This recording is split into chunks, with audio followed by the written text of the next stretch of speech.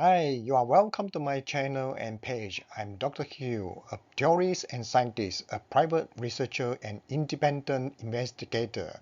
I will analyze and theorize about the missing MH370, which is not a mystery, but is the clumsiest investigation in the aviation in history.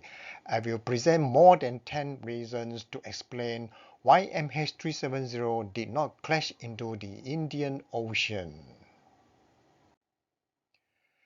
The Malaysia Airlines flight MH370 was operated by this aircraft Boeing model 777-2H6ER or 777-200ER with registration as 9M-MRO.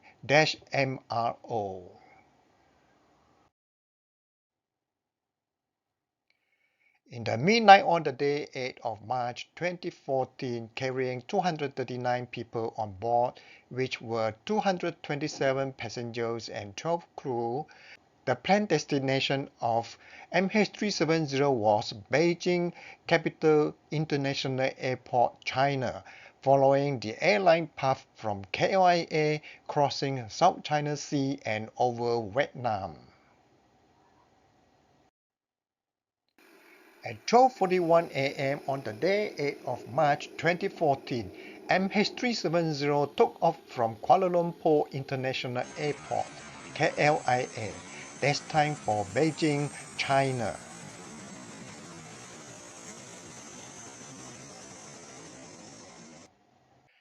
In the first half an hour after taking off KLIA, everything was in normal conditions, but during the few minutes of transition period nearby Igari waypoint, after ended communication with Malaysia Air Traffic Control and before started communication with Vietnam ATC, it was not realized that at about 1:21 a.m. the MH370 was lost contact and disappeared from the radars of both ATCs. This is the absolutely confirmed last known position of MH370 near Igari waypoint.